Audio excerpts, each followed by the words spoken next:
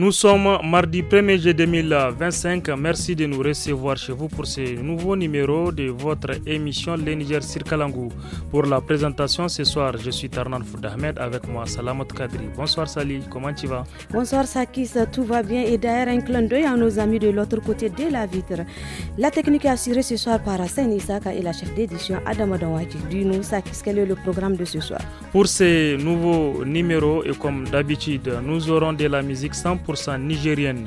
Nous suivrons l'entretien du jour, les reportages des régions qui vont nous amener à Tawa, plus précisément à Berninkoni. Aussi la rubrique santé, la page sport et bien évidemment les lotis par les filles du studio Kalango. Chères auditrices et auditeurs du studio Kalangu et ses radios partenaires, nous débutons cette émission avec la première partie de notre entretien du jour. Et oui, Tarnan, mais avant la première partie de cet entretien, écoutons cette belle musique 100% nigérienne et c'est avec le titre Terre d'Arissa Wannagali. Voilà, on écoute.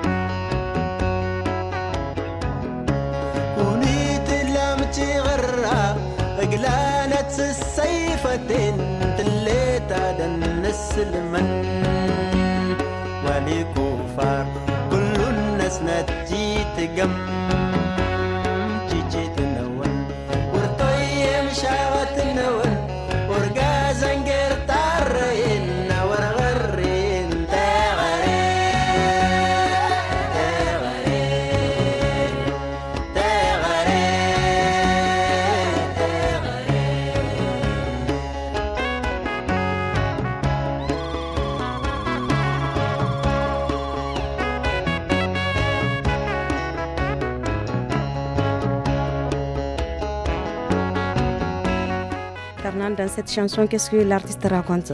Oui, Salamatou Rissa Wanagli parle ici de l'éducation, c'est ça on appelle en tamashek terrare. Il explique qu'il y a des types d'éducation, l'éducation moderne, c'est-à-dire l'école. Il y a aussi l'éducation traditionnelle que lui il appelle ici école coranique. Pour nos auditeurs, il faut qu'ils comprennent que Rissa Wanagli a très Nossouf, comme d'autres l'appellent. C'est un musicien touareg originaire de Chimoumenen dans le département et commune d'Ingal, c'est dans la région d'Agadez. Il a commencé la musique dans les années 1980 à Arlit. Pendant les rébellions des années 90, il s'est exilé en Libye et en Algérie. Salamatou, depuis son lieu d'exil, il perfectionne sa guitare aux côtés du fait Abdallah Ombadougou, que vous connaissez. Abdallah qui a fait Wayak Souvenir, tout ça là. Donc en 1994, Rissa Wanagli rejoint le groupe Takrista Nakal, très connu au Niger, en Algérie, en Libye et au Mali. De 2006 à 2008, membre du groupe Desert Rebel, un collectif de musiciens issus de divers horizons en Europe et en Afrique.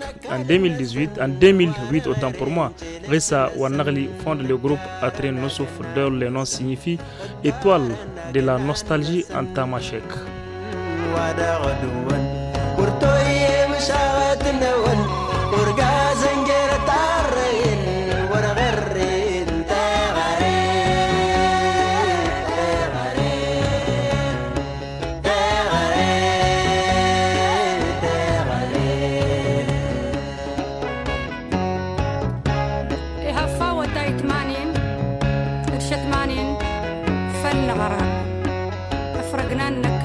الجهالة انتهى نغيجان جرت العالم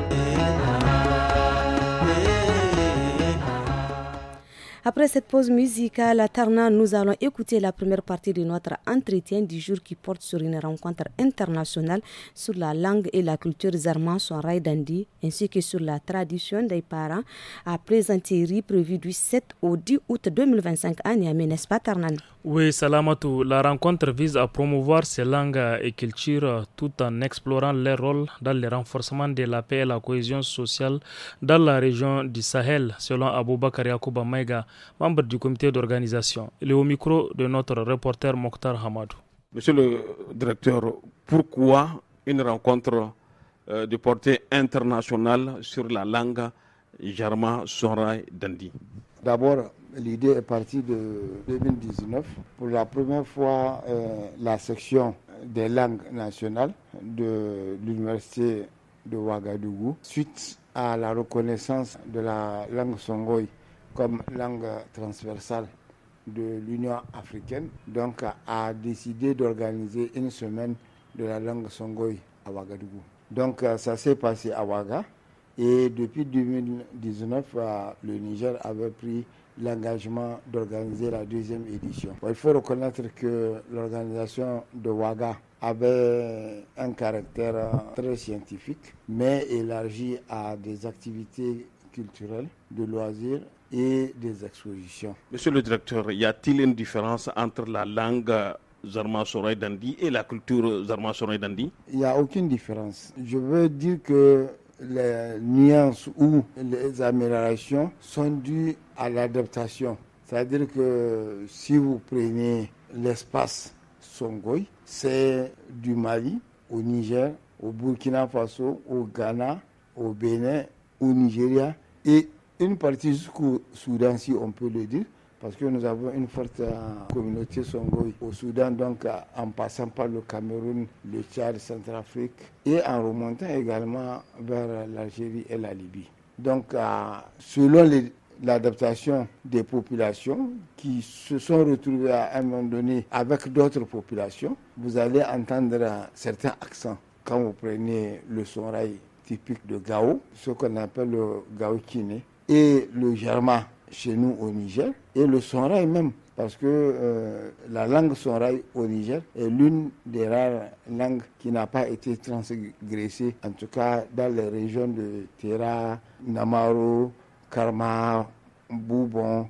Et si vous passez par le nord, c'est-à-dire que les régions Jarma de Walam. Vous voulez dire, monsieur le directeur, qu'il n'y a pas assez d'emprunt au niveau du dialecte, au niveau de la langue Sonrai au Niger? Au niveau de la langue Sonrai au Niger, il y a très peu d'emprunt. Je ne dirais pas qu'il n'y en a pas du tout, parce que quand même le brassage c'est des millénaires. Mais au Niger, particulièrement quand vous parlez du Sonrai, c'est le Sonrai authentique. Contrairement à beaucoup d'autres dialectes, même au Mali, quand vous prenez le Gao Kinela, c'est beaucoup mélangé avec parfois le Koroboro de Tombouctou. Le Tombouctou, tout ça là. Et quand vous prenez le Dandi jusqu'au Bergou, même quand les mots sont restés tels, il y a beaucoup de déformations. Vous prenez au Nigeria également, il y a beaucoup d'emprunts, surtout des mots arabes. Donc, et chez nous, quand vous prenez par exemple dans le Jarma, vous avez les emprunts également, mais surtout des mots Hausa. Mais particulièrement à l'ouest du Niger, vraiment la langue Sonrai aujourd'hui est beaucoup plus authentique, si on peut le dire. Quelle est l'importance de la culture pour le Niger de façon générale? D'abord, aujourd'hui, nous sommes dans un contexte de souveraineté nationale. C'est vrai que le Niger est l'un des rares pays dans la sous-région à garder une certaine vivacité de la culture avec l'organisation des grands événements tels que le Festival national de la jeunesse, tels que les fêtes tournantes.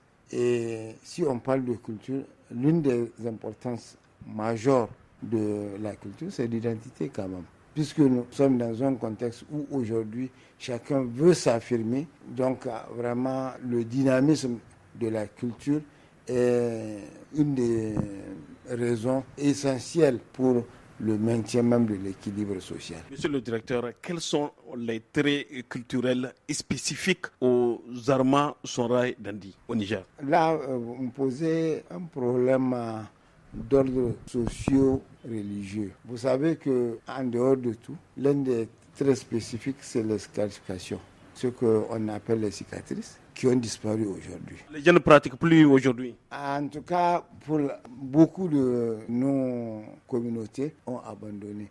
Et c'est le premier signe qui permet avant, dès que vous voyez un sorail, que vous puissiez le reconnaître. Monsieur le directeur, est-ce que c'est une bonne ou une mauvaise chose? À mon avis, avec le recul, je dirais que c'est une mauvaise affaire. Parce que aujourd'hui, ce n'est pas que les scarifications, c'est également l'habillement. Parce que de plus en plus, on a l'impression de s'adapter à des habillements.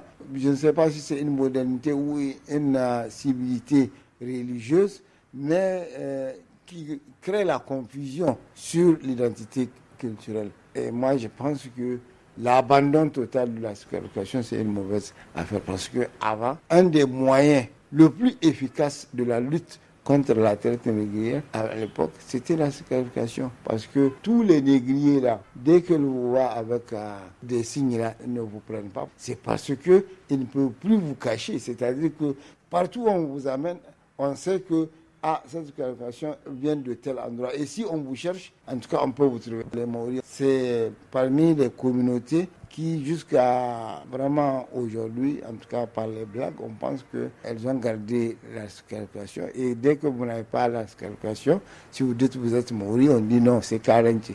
Donc, or, quand vous prenez chez les Goberawa, en campagne jusqu'à présent, ça existe. Je sais que ça a d'autres considérations religieuses, mais moi j'estime qu'on n'aurait dû pas abandonner les scarifications. C'était là la première partie de notre entretien, chers auditeurs, partant encore en musique pour bouger toutes les personnes qui nous écoutent en ce moment. Oui, vous l'avez compris et vous l'avez constaté, sans nul doute. Il s'agit d'Adams Junior. Ensemble, nous allons écouter ce titre USA for Africa de Adams Junior.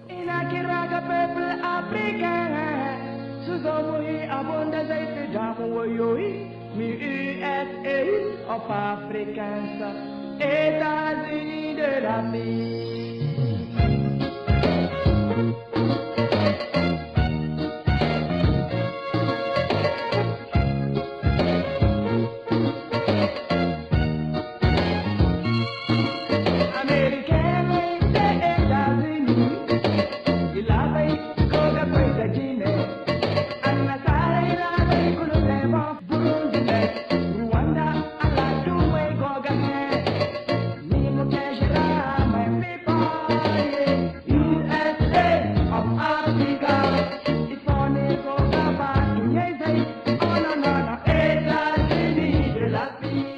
USA for Africa, États-Unis de l'Afrique. Vous l'écoutez, ce titre, c'est Adams Junior. Adams Junior, rappelle pour nos auditeurs, c'est un artiste nigérien qui a fait parler de lui et au-delà de nos frontières. Il est décrit comme l'un des précurseurs de musique urbaine dans les années 90. Avec son style qui alternait à la fois hip-hop, les reggae, le funk et les raga, Adams Junior a marqué toute une génération. Ces morceaux que nous écoutons, USA for Africa et bien d'autres titres comme Sauver la femme ont été un succès retentissant dans la vie de l'artiste, n'est-ce pas Sally? Et oui, Adams Junior est né le 5 avril 1966 à Gaïa, dans la région de Dosso. Il est décédé le 30 mars 2009 à New York, aux États-Unis d'Amérique, des suites d'une longue maladie. Cet homme restera encore plusieurs années dans nos esprits et sa musique ne mourra jamais.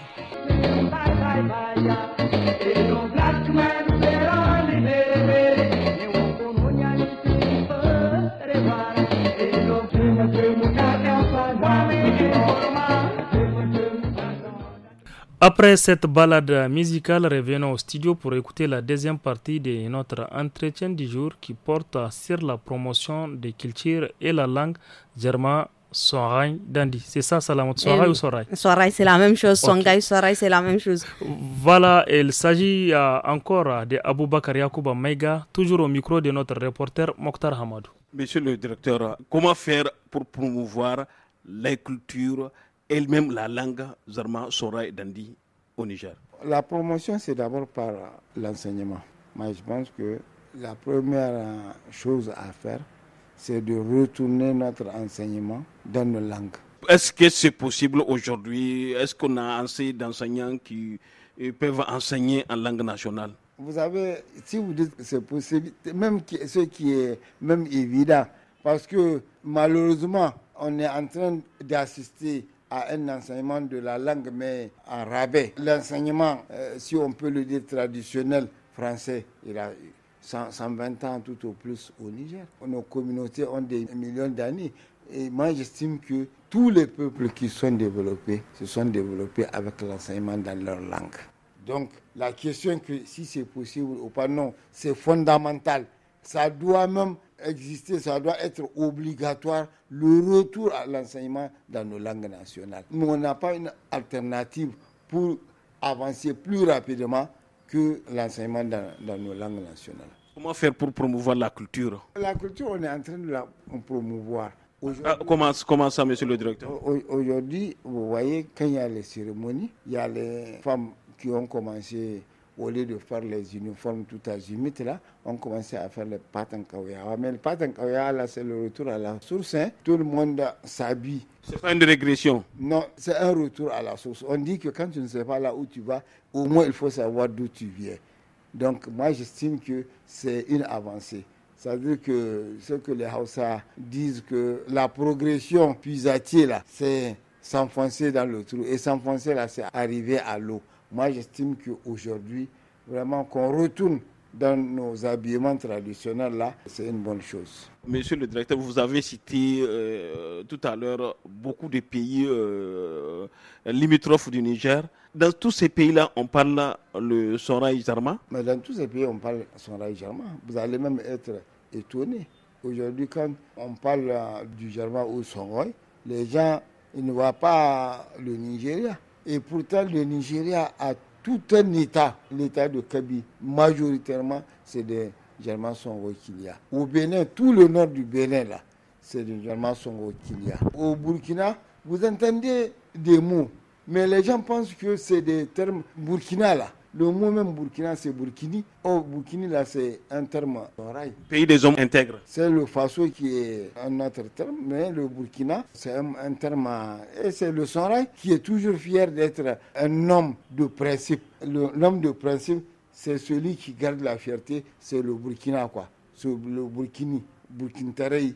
C'est vraiment la valorisation de la dignité, quoi. Donc, quand vous prenez le Songhai, c'est jusqu'au Maroc, c'est le Tabalbala en Algérie. Si vous allez au Tchad, en Centrafrique, au Soudan, vous allez trouver des Songhai. Que faire pour la réussite de cette rencontre? Moi, je pense que sur le principe, la rencontre est en train de réussir. Je voudrais simplement appeler les uns et les autres à se désillusionner. Je sais qu'il y a un débat aujourd'hui qui court sur la question de la nationalisation d'un certain nombre de langues. Je parle de langues, pas d'ethnie, au Niger. Je crois que la langue Songhai est une langue africaine d'abord. Certes, elle est issue de l'Empire Songhai, et l'Empire Songhai n'appartient pas qu'au Mali. Les gens n'ont qu'à bien regarder la carte de l'ancien Empire Songhai. L'Empire Songhai, c'est le Mali, c'est le Niger, c'est le Burkina, c'est le Nigeria, c'est le Ghana. Donc, que les gens ne se gênent pas. Moi, j'estime que tous ces pays-là vont répondre à l'appel à l'organisation et vont faire la démonstration de la capacité de s'affirmer en tant que langue dans la sous-région. Et je pense que progressivement, les gens vont prendre leurs responsabilités. L'abandon de la langue, ce n'est pas l'État, c'est dans l'éducation sociale. C'est nos femmes, c'est nos frères.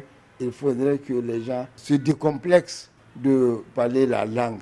Aujourd'hui, quoi qu'on dise sur l'État, je crois que les gens ils ont joué un rôle important, assez négatif dans la promotion de la langue, parce que la plupart de nos familles intellectuelles, à la maison, ils veulent que leurs enfants parlent français. Alors qu'à l'école, déjà, ils parlent français. Moi, je crois que c'est à la maison qu'on doit faire l'effort pour que les enfants parlent leur langue maternelle, quitte à l'école qu'ils apprennent le français.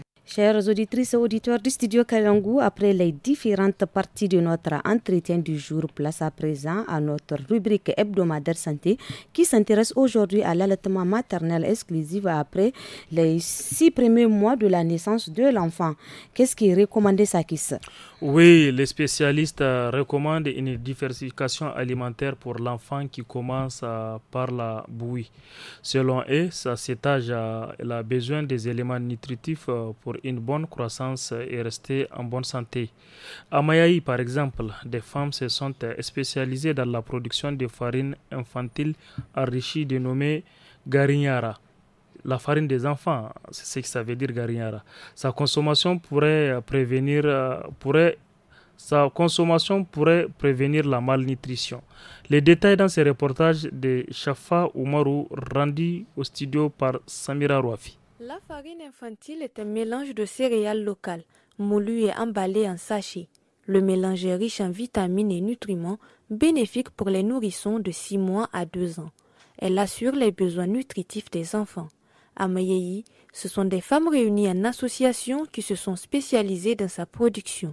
Madame Nana fait partie des productrices à l'unité de production de la ville. Cette farine, c'est une prévention contre la malnutrition et c'est bon pour la santé des enfants. Et quand un enfant consomme cette farine, elle le rend plus fort et plus éveillé. Il devient différent des autres. C'est pour les enfants de 6 mois à 2 ans. La farine n'est pas compliquée à produire. Elle est emballée en petites portions journalières selon les besoins de l'enfant et elle se prépare tout en respectant les règles d'hygiène, explique Nana. Cette farine est faite à base de céréales et produits locaux cultivés ici même. Du mil, du haricot, du soja, des arachides, du sucre, du sel et d'autres produits vitamineux. C'est une farine vraiment saine, fabriquée dans les meilleures conditions de propriété.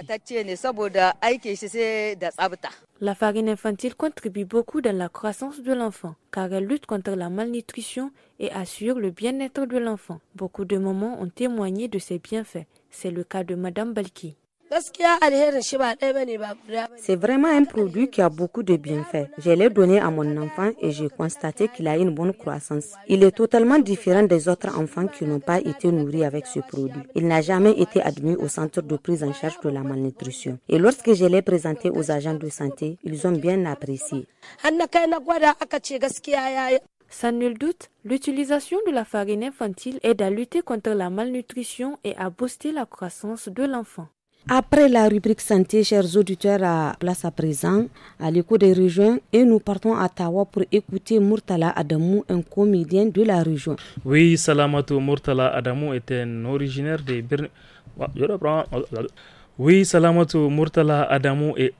de Birninkoni. Il produit des pièces théâtrales, notamment lors des cérémonies. Il est capable d'imiter plusieurs personnes grâce à sa voix. Il a un talent qui le distingue dans ce domaine. Il exerce ses métiers depuis plusieurs années. Dans ses reportages, il revient sur les avantages qu'il a tirés de sa carrière, mais aussi les difficultés qu'il rencontre. Écoutons ce reportage réalisé par notre correspondant Osman Moussa Arzika. Kai ainihin ka gane ni ni a matsayina na baban kankana duk garinka duk ga baki ɗaya ƙasar Nijar masoya ne dan haka ku haɗa kanku wuri guda wallahi tallahi dukkanin mutane ƙasar Nijar gabaki ɗayan sayan wan juna ne ya kamata su kama juna. Wani matashi kenan a cikin gundumar birnin Kwanne wanda yake sarrafa wato muryoyi kala-kala tare da wasanni na barkwanci wanda yake gudanar da wannan sana'ar domin dogaro da kansa don yaƙi da zaman banza. Ko menene yasa wannan matashin ya zaɓi waɗannan sana'o'in? Murtala Adamu wanda ya mini ƙarin bayani dangance da wannan. Abin da yasa nake to amfani da waɗannan kusa'o'i da Allah ya hore mani da farko da ina yin su sai naga kamar kawai haka nan nake su cikin gari na da nishadi da sauransu, to sai kuma naga abin yana da muhimmanci a gare ni, kuma daga baya sai abin ya zama kamar wani kasuwanci a gare ni, wanda a sakamakon irin waɗannan muryoyin da nake yi ko na muryoyin algaita ko kuma muryoyin irin su Baba Ayari ko na Ibro, sai naga kuma mutane na son su hannu kai ina zuwa irin wurare na bukukuwa ko taron al'umma ko kuma irin su MGC da sauransu har ma wasu jahohi waɗanda za a ce ana buƙatar wasu harkokin al'umma da wasu tarurruka da ake yi to sai naga ina samun kamar amfani ciki sai naga to ya kamata in dawwama a ciki saboda in rike kaina da kaina in yi samu su hanyoyin da ya kamata in dinga samu ma kaina abin da za ni dinga amfani da shi musamman bangaren rayuwata to sai na ci gaba da gudanar da irin waɗannan wasannin na barkwanci da canza muryoyi da Allah ya hore mani wurare daban-daban wanda yanzu kuma ina nishadantar da mutane akan haka da bangaren bandariya yanzu muryoyin ga irin musamman na algaita da ake gani cikin fina-finan inda yan ina yansu sai mutai ga wai ko shine ke yanzu abin da kake yi cikin bidiyo da sauran sai gashi ga hili kana gani musamman akwai wata shiga da nake yi wanda ni yanzu in na canza waɗannan shigan nan abin da ake kira na baban kankana wannan sunana ne wanda in ka ce baban kankana ko da bisa yanar gizo ne in ka hauka rubuta baban kankana za ka ganin wato dukkanin wasannin da nake da tallace-tallace da sauran bisa kan wannan abubuwan da nake har ma na samu sana'a wadda ina iya tallace-tallace na shago kamfani ga sunan dai kaga wannan Allah da ikon shi na samu harka yi wadda nake taimaka ma kaina nake taimaka ma iyalaina da ma wasu ƴan uwana na daban a bisa wannan wasan barkwanci da nake yi. Yalla ko wannan matashin ya kai kamar shekaru nawa yana gudanar da wannan sana'ar tashi ta barkwanci? To gaskiya Allah ina ga akalla waɗannan wasannin na barkwanci zan iya ɗauka sama da shekara kusan 15 ina yi. Me amma a lokacin da nake su tun farko na gama ban dogara da su ba ko ina haka nan sai dai in an taru ko ana zamanar da sauransu sai in yi dabu. Kowace sana'a ba ta rasa kalubale da take fuskanta ko wannan sana'ar da yake yana fuskantar kalubale daga yareta ko wasu matsaloli. Matashi Murtala Adamu ya mini karin bayani akan wannan. Ba a rasa kalubale dan ka san shi komai na rayuwar duniya akwai kalubale cikin shi. Wannan kalubalen da nake fuskanta akan shi ba komai bane ba wai na al'umma bane ko kuma fartar waɗanda suke sona. Kalubale na guda ne waɗanda nake fuskanta a cikin wannan wasanni nawa shine to rashin tallafi da nake samu ko kuma ba ma ni kadai bane tunda akwai ire-iren mu da dama a ƙasar Nijar waɗanda suka iya waɗannan wasannin wanda da a ce ana tallafa musu me yasa kake ganin irin su Najeriya, Burkina ko Ghana ko kuma duk waɗannan suna ci gaba kamar samun tallafi da suke yi cikin ƙasar su ko bangaren gwamnati ko kuma wasu masu hannu da shuni suna kama musu jiyan da abin yake har mutum ya ƙara wasu fasahohin da za ya hita ya zama zarumi a cikin idanun duniya ya hitar da ƙasar shi kunya ko kuma hito da sunan ƙasar shi a matsayin shi na ɗan ƙasar da yake ciki.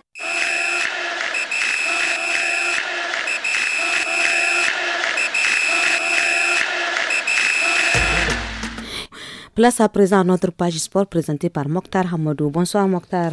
Bonsoir Salamatou Kadri, bonsoir Ahmed Tarnan Foudé. Bonsoir Mokhtar et bienvenue. Mokhtar, premier jeu de l'AS, le MENA Cadet s'offre une médaille d'argent historique.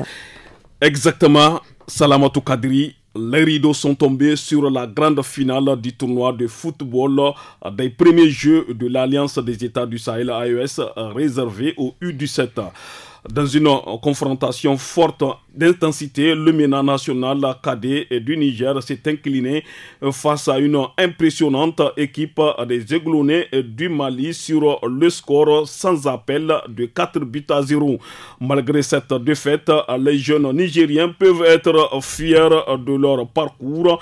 Ils décrochent une médaille d'argent, symbole d'un engagement constant, d'une progression remarquable et d'un avenir promoteur pour la relève du football national.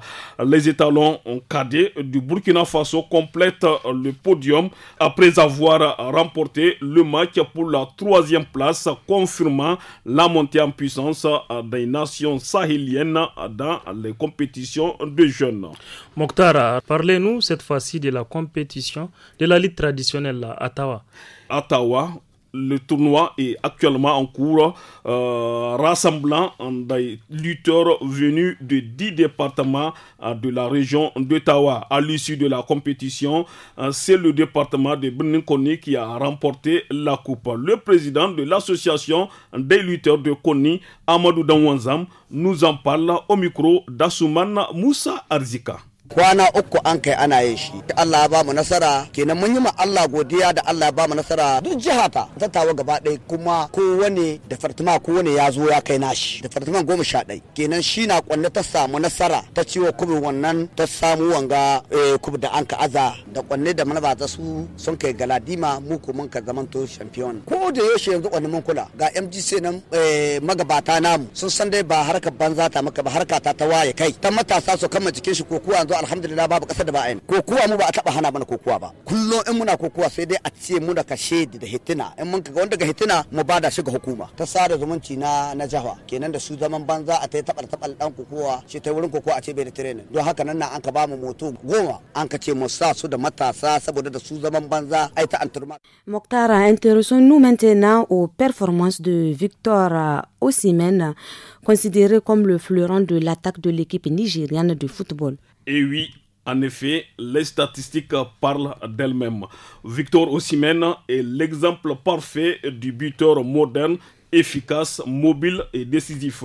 À seulement 26 ans, il s'est imposé comme l'un des meilleurs attaquants africains de sa génération, empilant les buts avec une constance impressionnante. En Turquie, avec Galatasaray, il affiche déjà 37 buts et 8 passes décisives en 41 matchs. En Italie, à Naples, il a inscrit 76 buts et offert 18 passes en 133 rencontres. En France, sous le maillot de Lille, il a marqué 18 fois et délivré 6 passes décisives en 38 matchs. En Belgique, avec Charleroi, il s'est relevé avec 20 buts et 4 passes en 36 apparitions. Que ce soit en Belgique, en France, en Italie ou désormais en Turquie, Victor Osimhen laisse une empreinte indélébile dans chaque club qu'il rejoint. Son instinct de buteur, sa puissance athlétique et son sens du déplacement en font une véritable machine à marquer. Il est aujourd'hui l'un des symboles les plus brillants du football nigérian. Et c'est tout pour la page sport de ce mardi 1er juillet 2025. Merci beaucoup Mokhtar pour toutes ces précisions et passez une excellente soirée. Merci beaucoup, très bonne continuation. Voilà, place maintenant à notre chronique Loti, qui porte sur la protection des enfants en cette période de saison pluvieuse, n'est-ce pas Sali? Et oui, Sakis, en cette période, il est nécessaire de bien protéger les enfants pour les préserver de toute maladie liée à la saison, n'est-ce pas Fanta Chamsou et Rechia Arimi?